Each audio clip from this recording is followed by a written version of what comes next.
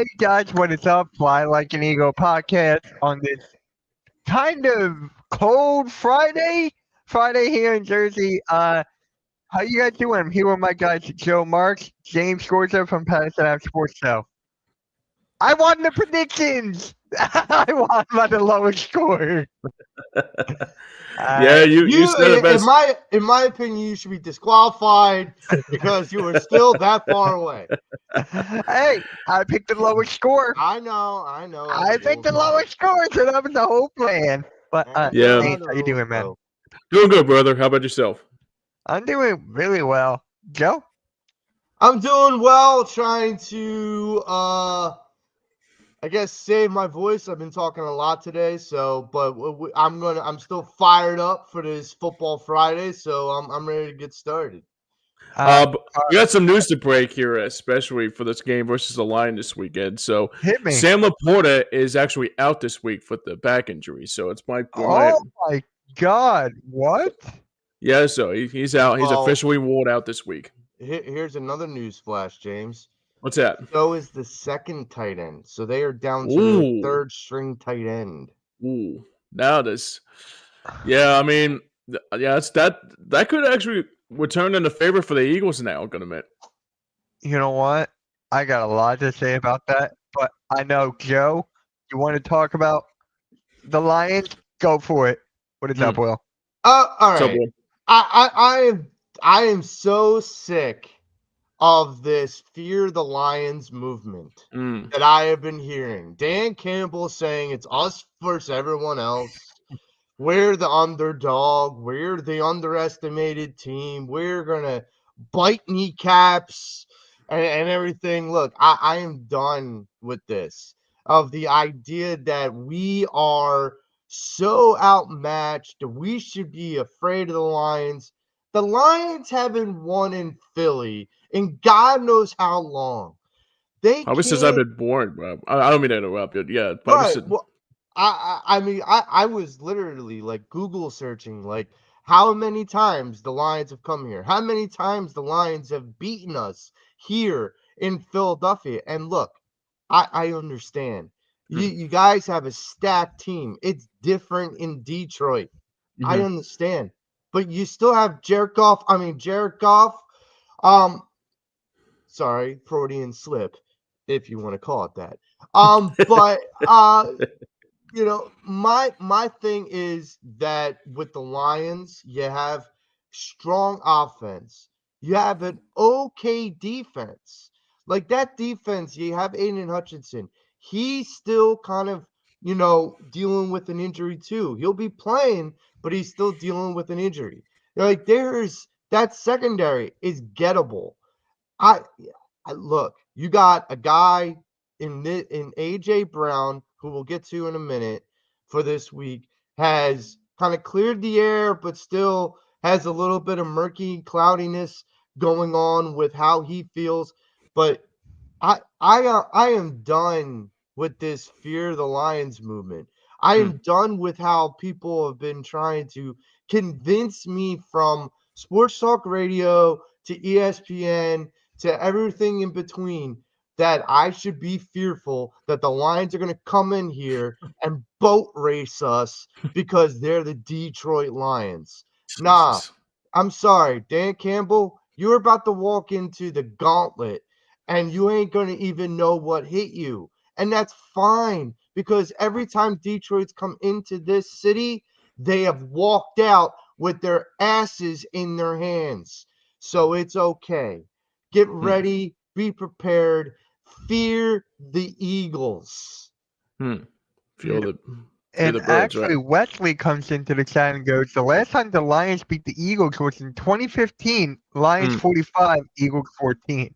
That was Chip Kelly's last year too. Yeah. I guess I would say, I think the last time I could remember if the Eagles ever lost to Detroit was 2019, probably too. But that was at the Link. But that was Carson Wentz's horrible year. So, to piggyback what you said about the other thing too, about the whole thing about with Detroit, I think it's probably one of those things that I heard on social media all day today, and hearing from like sports radio and even like Cam Newton earlier, I don't know what's the big deal with the Lions. Everybody's like saying that the Lions are like one of these teams that are coming to Philadelphia and leave here with the victory. I mean, yeah, sure, they got a good team. They got Amon-Ra St. Brown, they got Jahmyr Gibbs, they got Jared Goff, but they're beatable.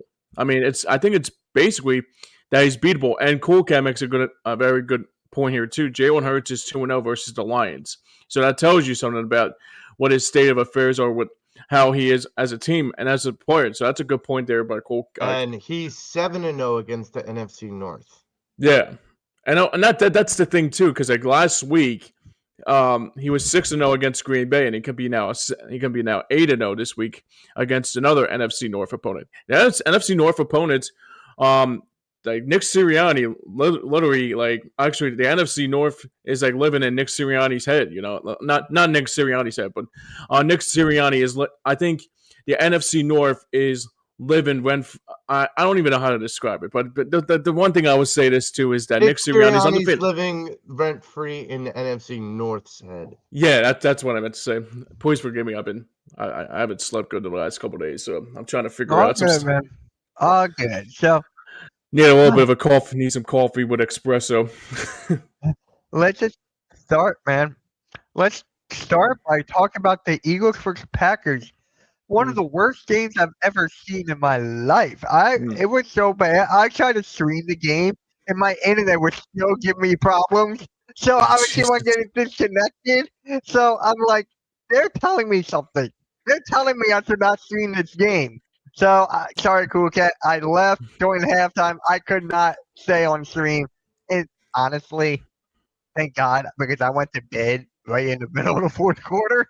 So I'm like, Well, I mean, I would say this though too. As much as we want to say if it was a boring game, at least it wasn't Jared Goff versus Tom Brady in Super Bowl 53. So that was a real boring ass game. I mean, I remember watching that. And I said to myself, okay, so Tom Brady could easily win his sixth Super Bowl if it was like 3-0. So, yeah, I mean, but the only thing too with Sirianni, to piggyback what Cool Cat said about there too, about that too, saying that the Lions he's 2-0, the Packers he's 3-0, Minnesota 1-0. Never played Green Bay. I thought he played Chicago one time, but but maybe it was Doug Peterson. He did in Soldier Field. Jalen Hurts when he got hurt his shoulder. Yeah, that's right. I thought so. Yeah, I mean, yeah. So I'm basically Nick Sirianni is like when it comes to the NFC North, he knows how to win games with that. And like here's where you have to kind of Mitch. This is where I am going to push back a little bit. As I thought that game was not well played. Okay, I'll agree with you on that. I felt like both teams, like they were so cautious and they were so risk adverse that they canceled each other out. Like they're like, okay, don't throw it there because we don't want it picked off. Don't throw it there. We don't want it picked off. Hold on to the ball. Don't do this. Don't do. And I felt like they were so risk adverse versus letting it go. Like they didn't let it go. They just were. Like we both were real tight, and I just felt like they canceled each other out, and that's what made the game very, as you said, boring. I honestly think you could say both defenses played well. Okay, sure, but the other part is true too. Both offenses didn't play well either. I think both can be true. Both defenses played well enough to keep the score where it was, but both offenses weren't clicking. Jordan Love was running for his life, which was nice to see, and Jalen Hurts was just not very accurate from time to time.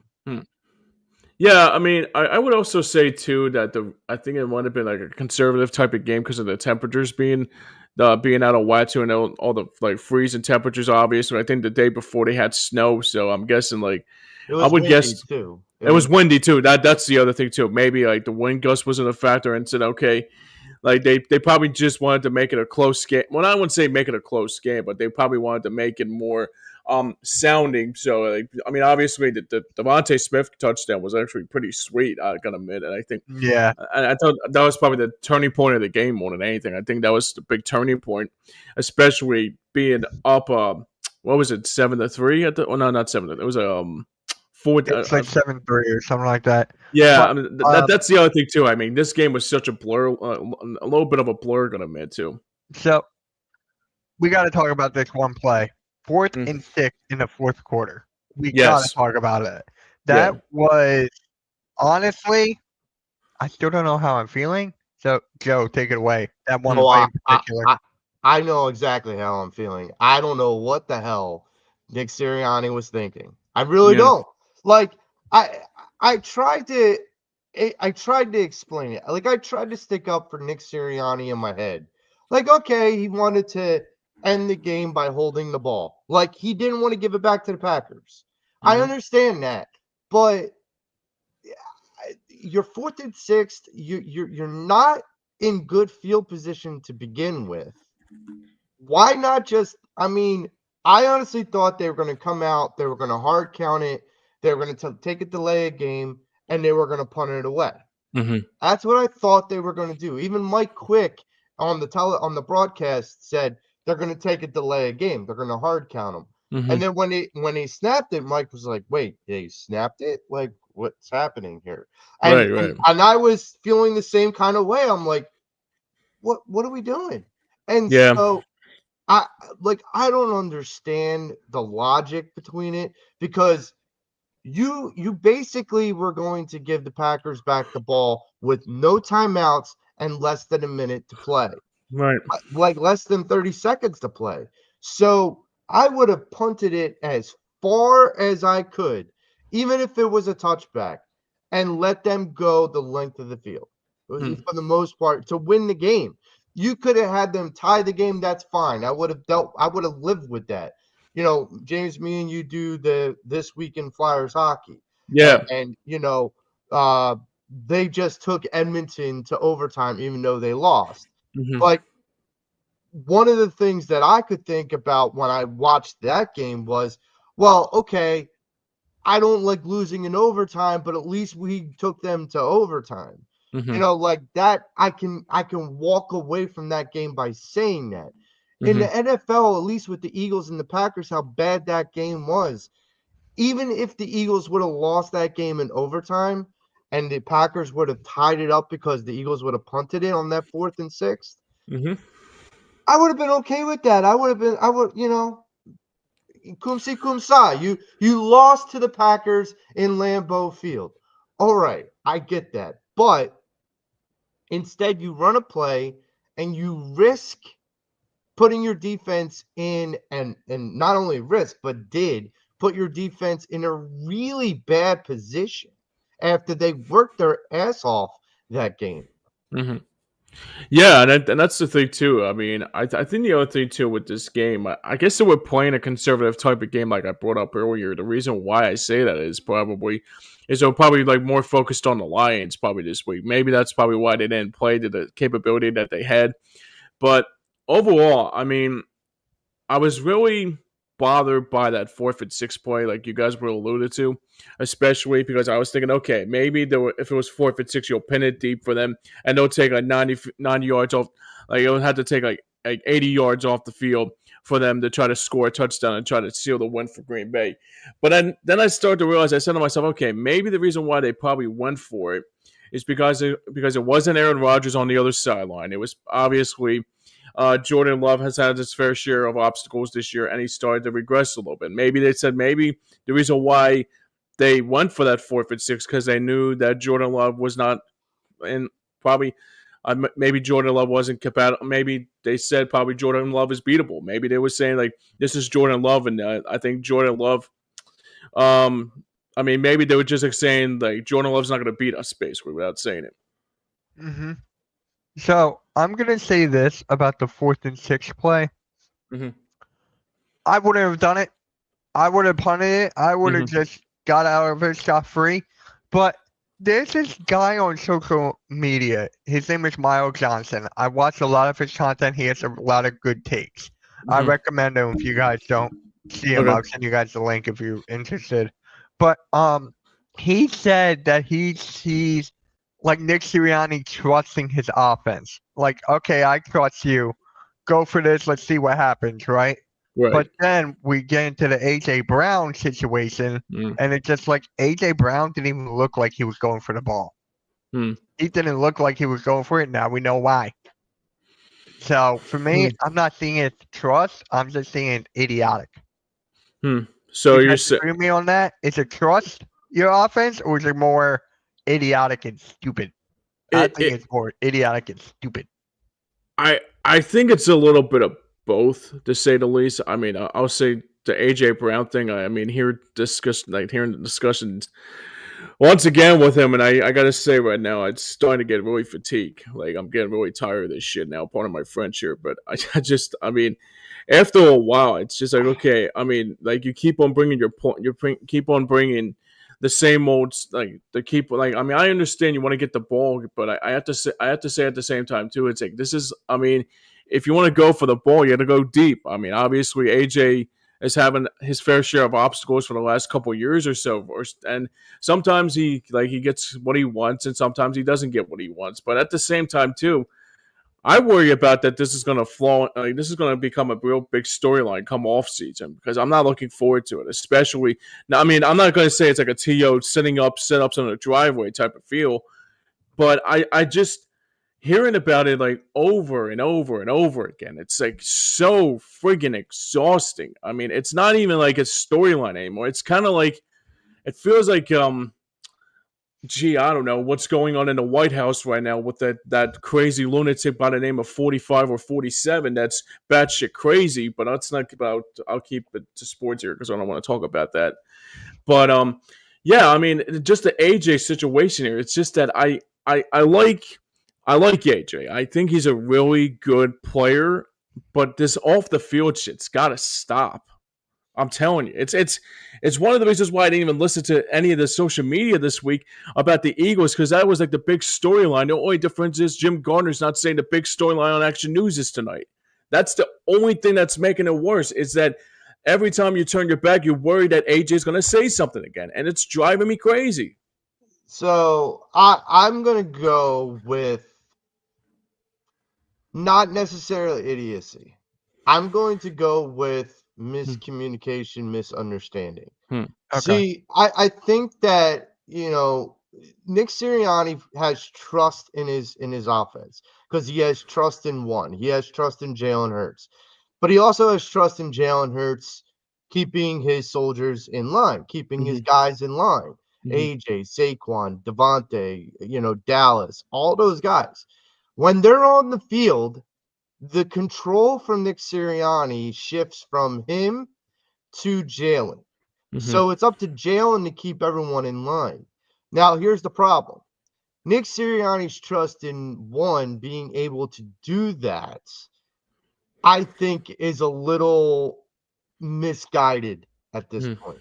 Because Right. I think he's got some rogue actors, one being AJ Brown. And he had a conversation this week, an 8-minute interview where he kind of discussed about his latest antics on Twitch. Now, he's not like our guy, Austin Hamill, who's got a great Twitch channel. Check him out. But instead, he wants to go on Twitch, talk with his boy, and in AJ's own words, make light of it, make fun of it, make fun of the Eagles situation. I'm sorry. I played sports. I played on teams and whatnot.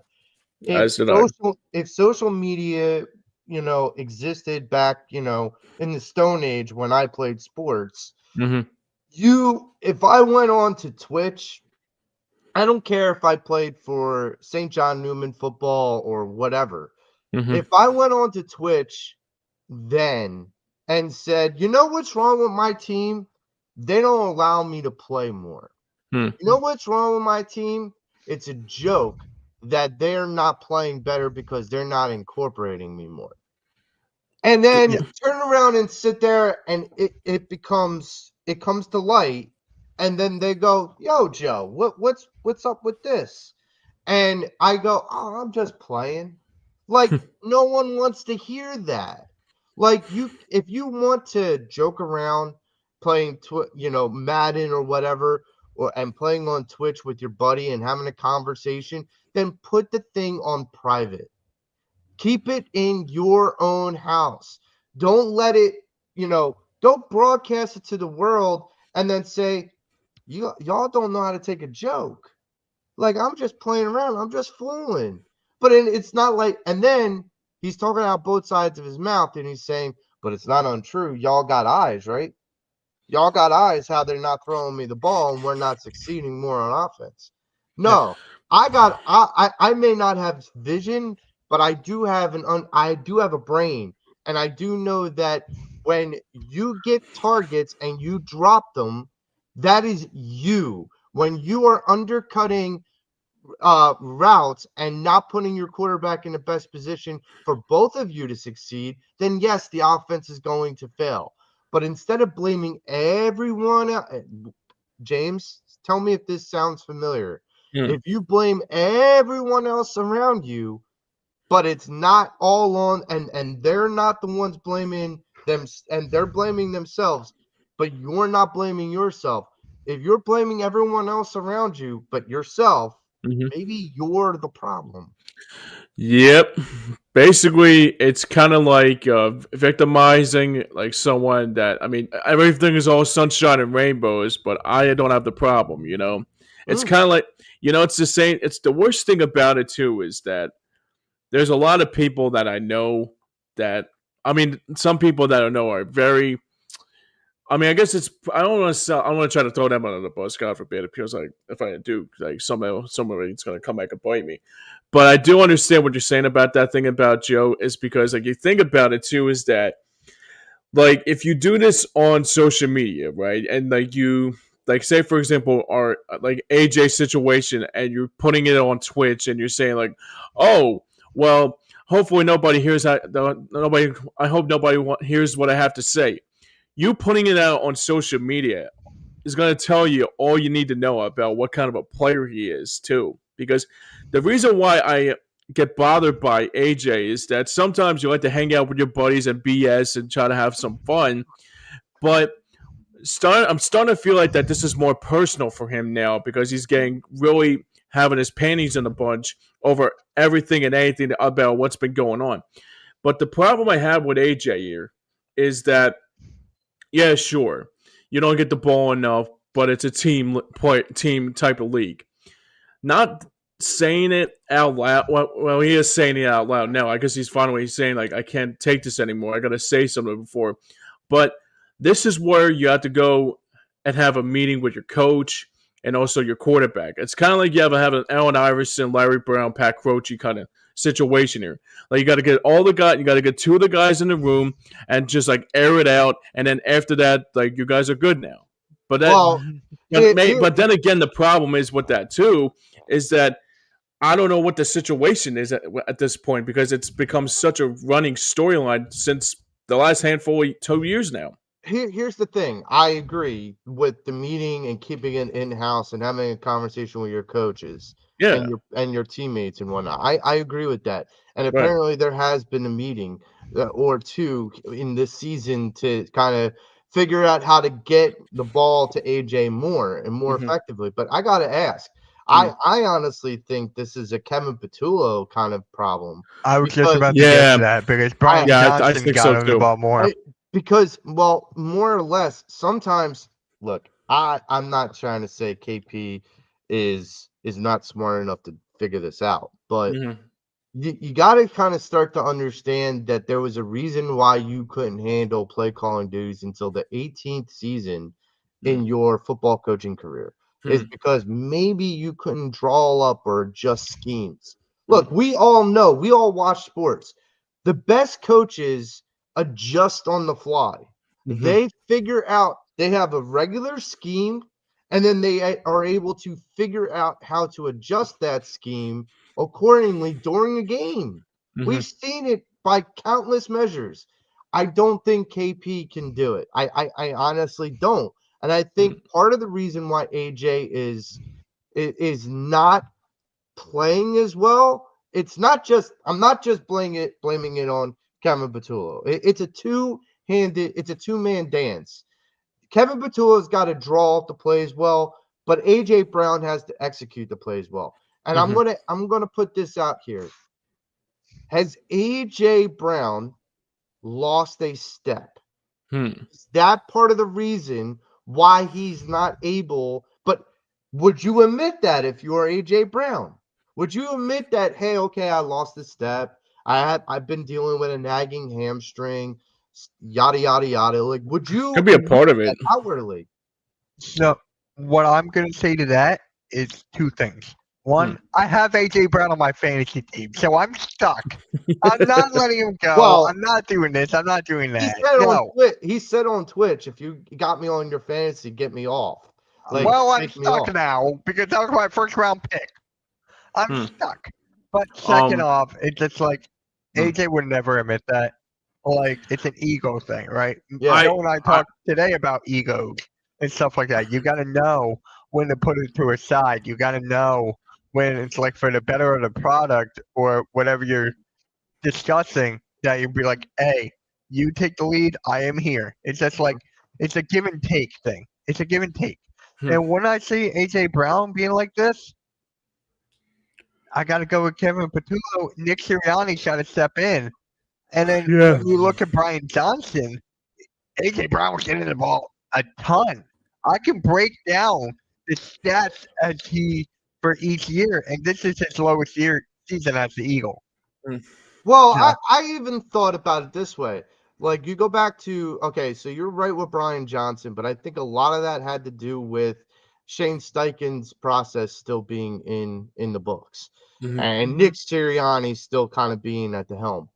You know, we're facing the Detroit Lions this week, and you have the head coach that took over the play calling from his offensive coordinator mid-season this year. Why? Because the offense became a little pedestrian.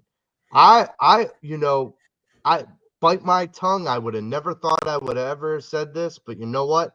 He has earned the grace to do this. I think Kevin Patullo needs to hand off the offensive play calling reins to Nick Sirianni. I would agree with that.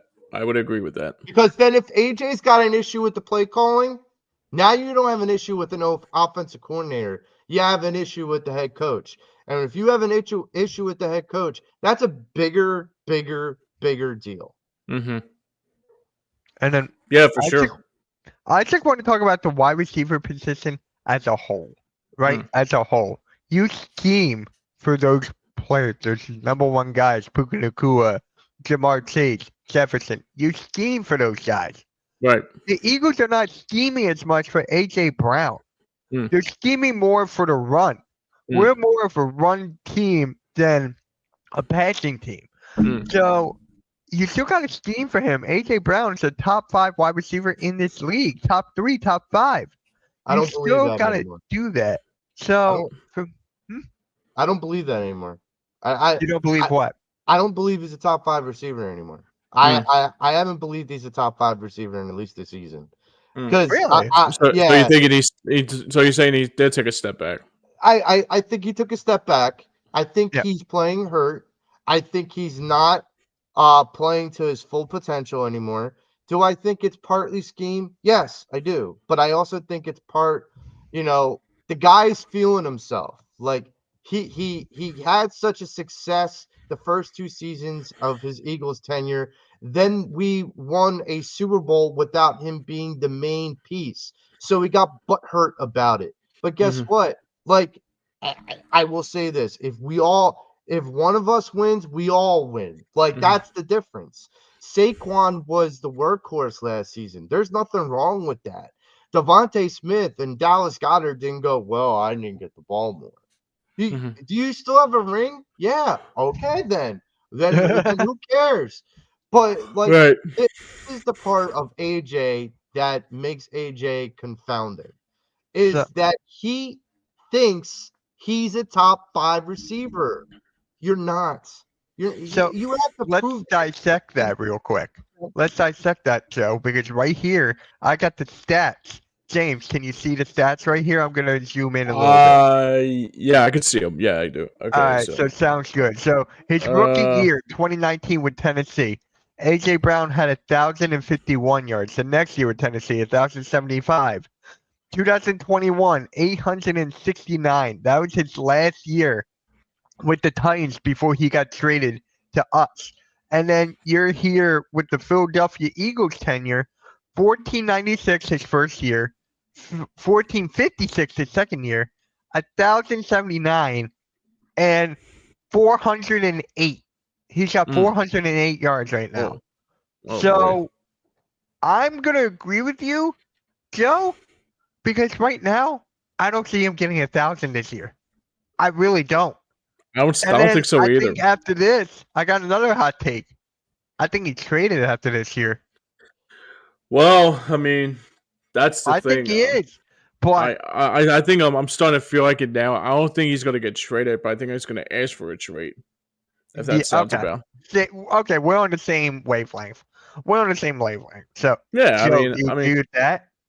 No, I do. I think that, depending on the money, because we all have to kind of keep in mind that as much as we think factually he could get traded, is the money feasible to do? Like, is the dead cap space and all that feasible to do? It's a shame I know how he has worked around dead cap space and a lot of dead cap space, but not when you have to re-sign big contracts. When we took the dead cap space with dead cap hit with Carson Wentz a couple years ago, we didn't have as many people to re-sign. In fact, we lost more people, and we were in, kind of the, who's this guy, like coming out of Walmart. Well, he's suiting up for the Eagles next Sunday. Like, that's the way we were at one point in time.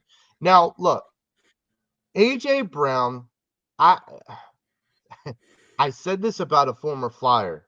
AJ Brown is a talent.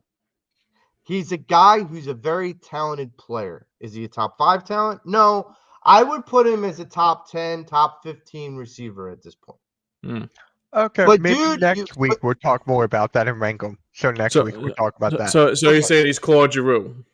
I'm getting to that. But you wear a C on your chest, Mr. AJ Brown. You wear a C on your chest, and you got to understand what that represents. So you can't be the selfish leader. You have to be the guy that if your team succeeds and you don't, you accept it. You do not go on social media. You do not go on your Twitch public feed and start trashing your team. That's still your team. Now, because as long as you wear a captaincy on this team, this is your team. You are a leader. You are looked at as a leader. I don't care. I don't care if you are playing around and joking and making fun. Dude, know the forum. I can sit here and be making fun and joking around with both Mitch and James, but if I'm joking around and making fun of Scott or making fun of Austin or making fun of anybody, that's not okay. It's just not. And for you not to be mature enough to not understand that, that's on you. That's not on Nick Sirianni. That's not on KP. That's not on Jalen Hurts. Guess what? When you're in that Twitch lobby, they're not there. You are. They're not putting words in your mouth. You are. You're not running plays and failing on the football field. You're making accusations and making light of something that you don't need to make light of. We knew you were having a struggling season, but you know what? We as Philadelphia fans didn't get the pitchforks out and say, no, get him out of town. Instead, you did have the commentary, the narrative like Mitch had about you're still a top 5 receiver, because there's a vast majority of people in this town that still think you're a top 5 receiver. Now, your stats don't back that up, but guess what? You're the one making light of it. You could shut your mouth and we'd still think of you as a top 5 receiver. But you're making light of your bad performance. That's not on us. That's on you. So I want to get back to the leadership part, because there's one perfect leader that's on the Philadelphia Eagles right now.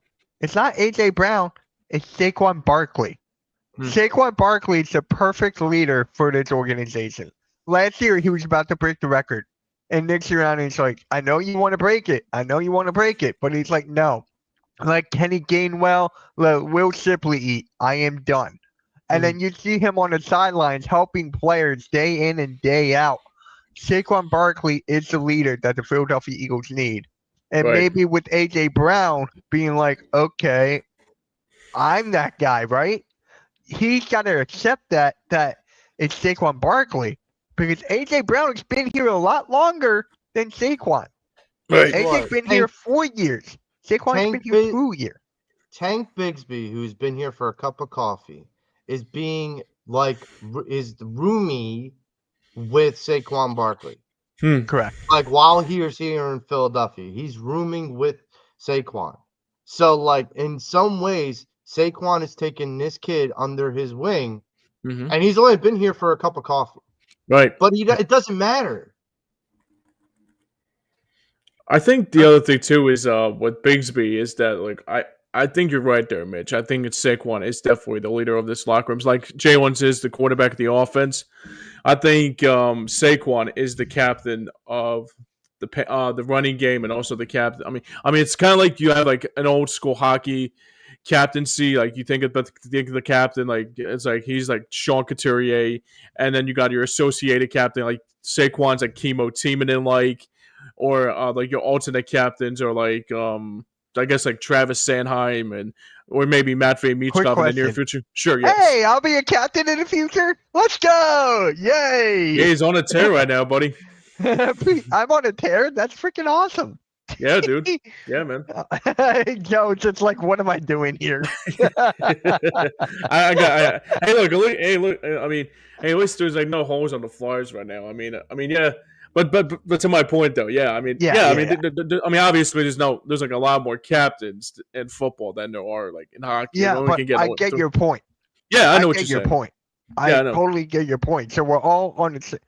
So maybe AJ Brown is just like he's trying to grab at every which strength. What is that word? He's trying to grab each climb. I guess he's trying to grab something, but he's not. He's trying to grab those branches. There we go. He's trying to grab branches, right? And it's not working. He's trying which way to make him the focal point, to make him the leader, but it's not doing it justice. It is not. And well, it's he also has to in the ass later on.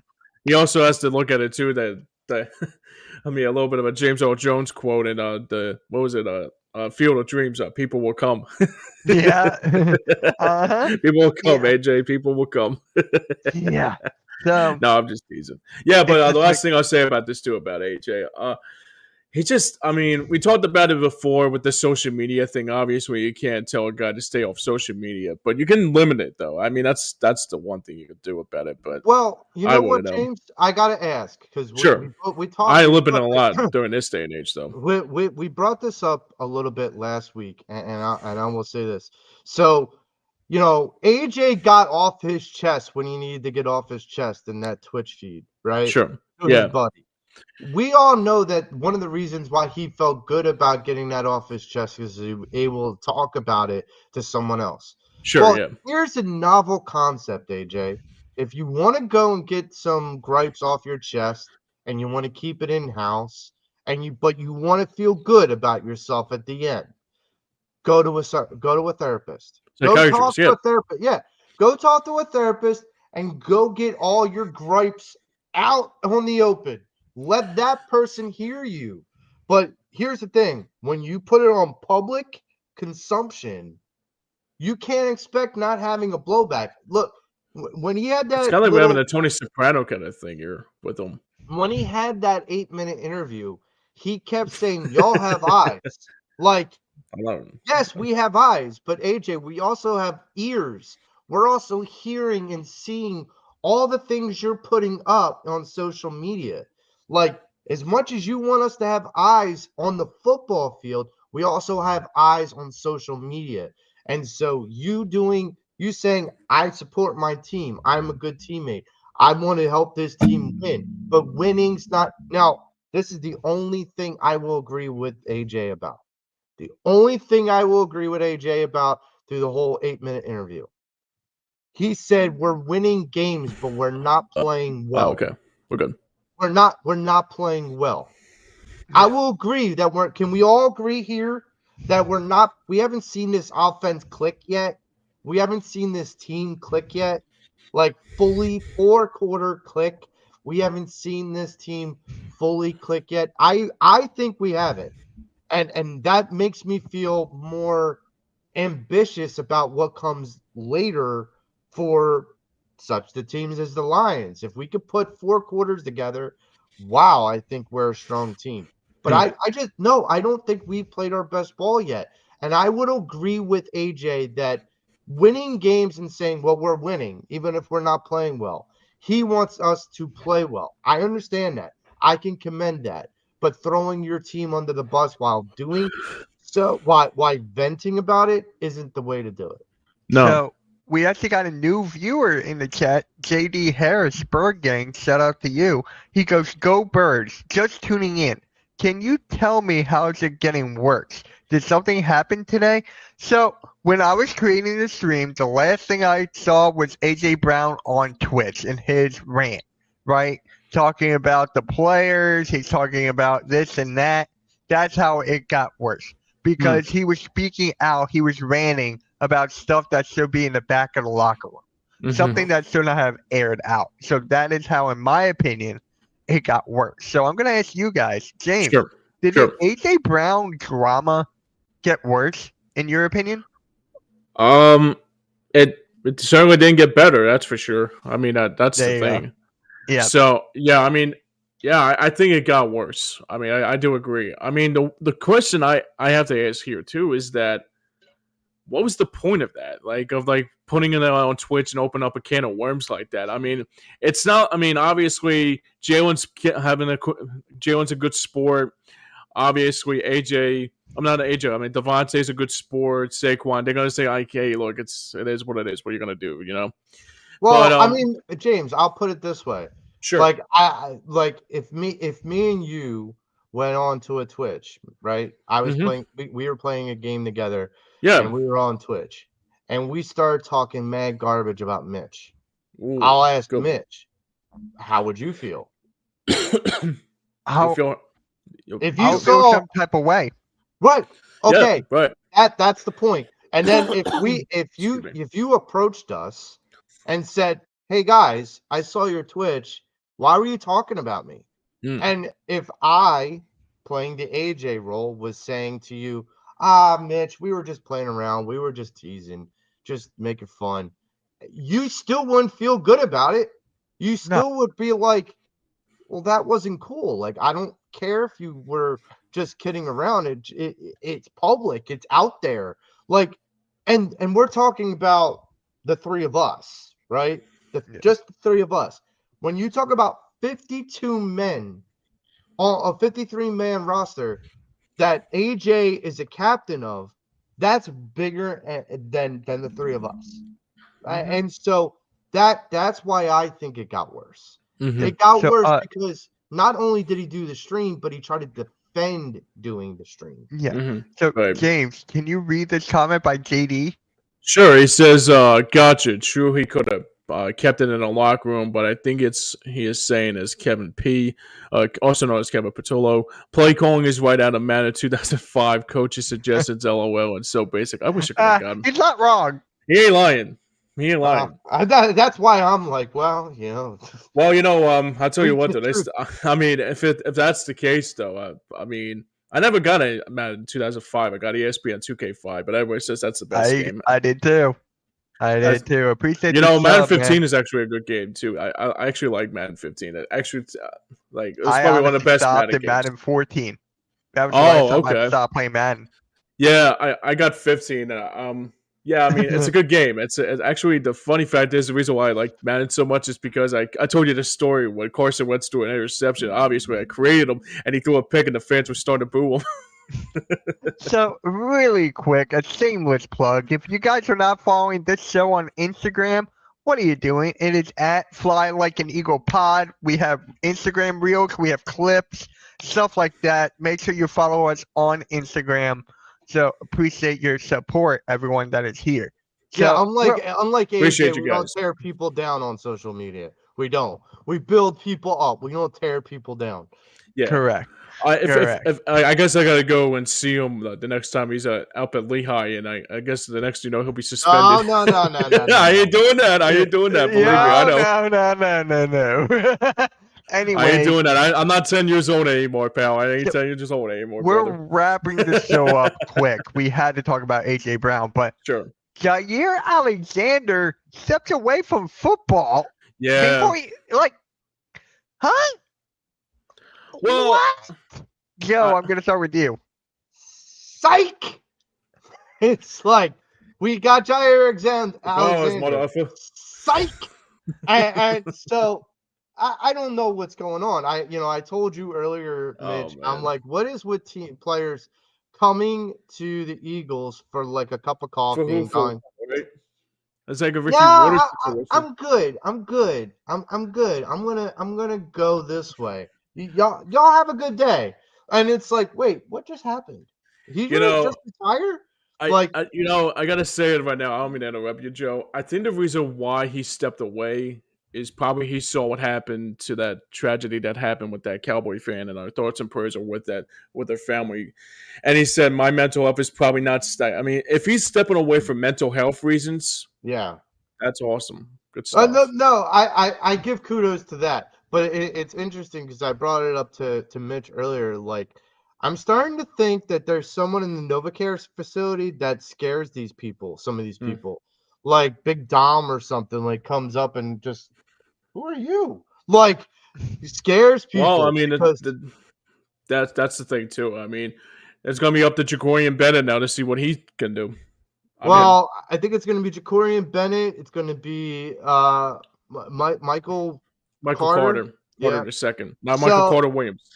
Yeah, I was trying to catch myself. Save So I said it really slow. But yeah, I mean, look, I'm surprised, and I said it to you earlier, Mitch. I'm like, they gave us our draft pick back, but I'm like, yeah, but it still doesn't help our depth. The whole point why we traded them was for depth. We don't want the pick back. I mean, we do, but we don't want the pick back. We want another dude. Basically, you just got a bag of peanuts out of it. I'm so glad you mentioned that, Joe, because Random Anton, a huge supporter of mine, I appreciate you. He says, do we get the pick back if he doesn't come back or we're screwed? So, yeah. I was talking to him again, and he was like, buddy. No pick for we get the pick back. Yeah. We get the pick back, the trade gets nullified. It's like if a player comes in after a trade and they fail their physical, which we've seen, that trade gets nullified. Now, ordinarily, the player would, when the trade gets nullified, the player gets sent back to their original team that they were traded from. So he would have gone back to Baltimore. But the thing is, he retired before we could do that. Yeah. So you're gonna laugh, Joe. My guy Nick, who's a very good friend of mine, he goes to the Eagles signed free agent Mitch Trubisky. Can he turn the team around? I'm already on the team. Quinyon Mitchell, I'm already on the team, Nick. Oh, I was gonna say Flyers, but that's it. Quinyon Mitchell, I am on the league. I'm in the team. On the team. We are not signing Mitch Trubisky to the Flyers because I am not going to get that right. Mitch Trubisky to Mitch. Well, Al Bundy's still available, like 35 years later. Like play-by-play, like JJ might quit if he has to call Mitch Trubisky to Mitch Koff. he had a hard time with Draisaitl and Drysdale. Drysdale, yeah. Yeah, but here's the thing. I'm the original. I'm the original one, not him. Oh, this is true. This is true. Anyway, so yeah, Jair Alexander steps away from football. Thoughts and prayers go out to him. But for the Eagles side, I don't know. I think they'll have they don't have enough depth at secondary, but I'm just curious, like what they're going to do as far as trying to fill that hole, because that was a player. You got to remember that's a roster spot. So I'm curious how they're going to fill that roster spot. But well, I mean, we didn't talk about Jalen Phillips today, like we used to. I was gonna get into that. So start off with the James. Let's talk about Jalen Phillips and his debut for the Eagles, which was what's the word I'm looking for? Impressive, phenomenal. There you go. I guess. You can say one word or less, so they could just describe Jalen Phillips as one word or less. Yeah, had a good game. I thought he had a really good game. Jalen Phillips did. He had a great game. Joe, give me your thoughts on Jalen Phillips before we go into our predictions. So the man is a beast. Two fumble recoveries. I mean, that you want to talk about having a game changer on your team at the right time.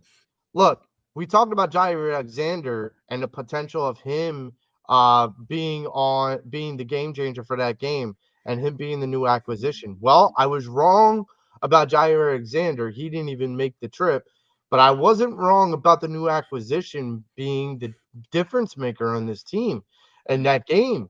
Like Jalen Phillips, there's conversations right now that because Jalen Phillips is on the last year of his contract, there is conversations right now about how to re-sign this guy. Because if this guy can put up a better body of work than just one game, if he can continue to put that pressure on, boy, he's going to be an asset. He's only 25 years old. This guy, his first quote when landing in Philadelphia is, "This is the best moment of my life." And this, I mean, not a lot of people say that when they land in Philadelphia in the winter. Yeah, they're like, Philadelphia, why? You know? Yeah. Well, you know, I mean, the other thing too, I'll say this too about Jalen Phillips. I know we got to move on here. Kid's he's going to be a real good player. I thought he played very well on Monday night, and I think he's going to continue to grow. I think he's going to continue. I mean, obviously, it kind of reminds me of the J.J. situation when he had a bad coach like Adam Gase that didn't know how to use him, and then he comes to Philadelphia and just blows the cover off the joint. So I'm thinking it's the same thing too with this guy. I think Jalen Phillips is going to blow the top off the joint for sure. I'm going to throw another comp at you, and you're going to all look at me like, what? I think this is a Trent Cole. Ooh. I think this is the guy that could be the Trent Cole for this defensive line. If we get that guy, man, I'm good. I'm good. You know what's funny? I said that to my buddy yesterday. I was thinking more. Yeah, you know what, Trent Cole. Yeah, I would think probably. We traded to get Trent Cole, and then Trent Cole came from like seemingly nowhere to being some like level of like an Eagles Hall of Famer. Yeah. Like that was the difference. Is when you're put in the right system, sometimes you thrive. And I think Jalen Phillips is like, I like playing in this system. And like, and Fangio knows him too from his time in Miami too. So it's kind of like he knows how to use them. Yeah, and so and you got to bear in mind, this is a guy when you pair him, and even Jalen Carter said it. When you pair him with Jalen Carter on the same side, good luck. I mean, they're both beasts. So good luck with that. It would be like Fletcher. It would be like, actually, I mean, hopefully it'll be like another version of Jerome Brown and Reggie. Yeah, it could be. It could be because they're both young enough, and this defensive line is young enough. The question will then become: can Howie Roseman re-sign everybody? Can he be the wizard of the pocketbook? Right. So let's get into our predictions, guys. Let's get into our predictions and talk about the Eagles versus Lions. So, James, hit me with your prediction, and what do you think is going to happen in this game? Well, hopefully a better outcome this week than it was last week in Green Bay, but I can tell you right now the reason why I still got that right. Still got it. Yeah, you called it. Why do I have a feeling I know how your prediction is going to go this week? Go ahead, James. Nah. But you want me to go first so I can't pick if it's higher or lower? Yeah, go ahead, bud. Go ahead, buddy. You want me to go first then? Yeah, Okay. man. All right. So definitely, I feel like this game is going to be a lot higher scoring than it did yesterday, or not As do I. yesterday, last game, because that was more a defensive battle. This one, if we only score 10 points against the Lions, it's over. It is over because I feel like the Lions are one of the highest scoring teams in the league, and our defense is elite. Our defense is very, very elite, but the offense is kind of struggling a little bit for me, especially with Kevin Patullo. So I'm gonna go 24-21 Eagles. That's what I'm going for. 24-21 Eagles. Now I can't pick higher or lower. Well, I'm in the same category as you are. I got 28-24 Birds. All right. Let me put mine in first. 24-20. And James, 28. What'd you do? 28-24? 28-24, yeah. Yeah, that's right. Gotcha. And then Joe, are you gonna go higher or lower now? You're still gonna go low. You're still gonna go low. So here's my thing. He didn't pick $1, but he might as well pick $1. Anyhow, I said this earlier. I am not for the fear of the Lions. But I have to admit, in the beginning of the season, James, when we on the Past NF Sports Show, when we went over the schedule and picked our record and predictions and whatnot, the Lions were a team and a game that I had marked down as a loss. Because I honestly thought the Lions would have come here with something to prove. And look, they may very well have something to prove coming into Philadelphia. But this Lions team is neutered. We got the Lions, the Cowboys, and Bears, oh my, in the next 3 games. And we're going to take care of all 3 with belt to ass in quick succession. And I can tell you this right now, we're going to start with Detroit Lions. I have this team, the Philadelphia Eagles, squeaking out a win, but still beating a very formidable team in the Detroit Lions, 27-23. All right, 27-23. And I love. So you gave me the lowest. So if we go below 24, I win. Yeah. Yeah. Yes, sir. I'll take that. So please score more than 24.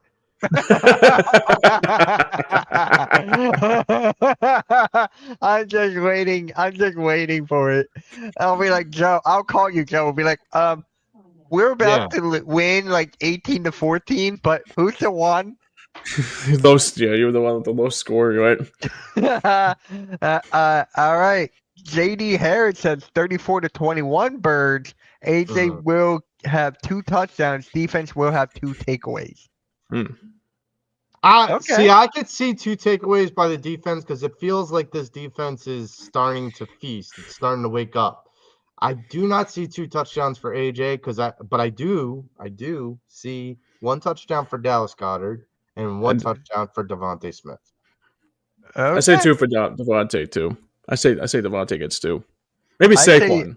I say Dallas Goedert gets 2.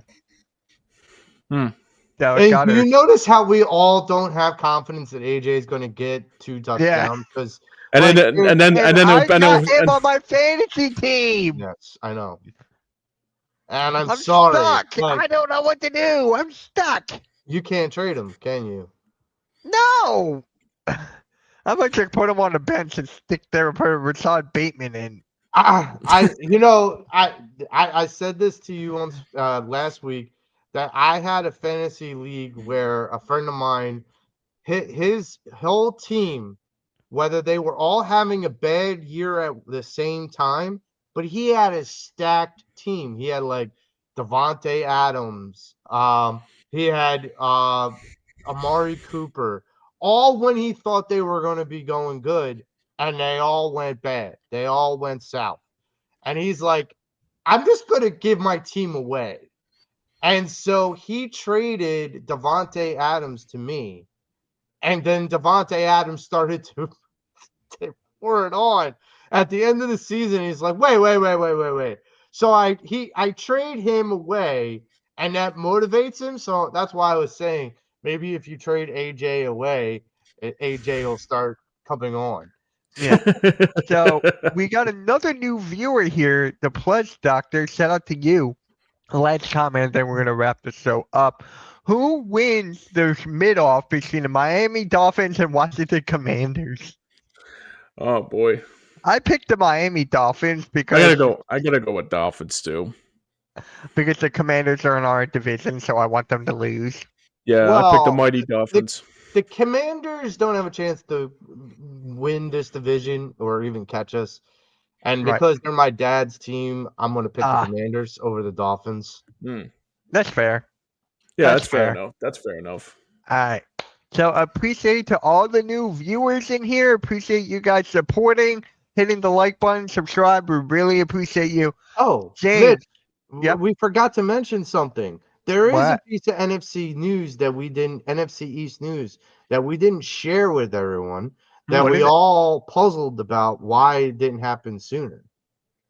Brian Gable gone. Fired. Yeah. Fired. Brian The Dable is Giants- gone, guys. He is finally gone, and And yeah. the new interim head coach has Philadelphia Eagle ties. Former third string quarterback Mike Kafka. Mm-hmm. I guess we can wrap it up now. Yeah. But all right, guys. Oh, God, Appreciate Jesus everyone's Christ. support. Like, share, subscribe. Follow us on Instagram, Fly Like an Eagle Pod. Follow us there. And James, what do you guys have coming up on Monday?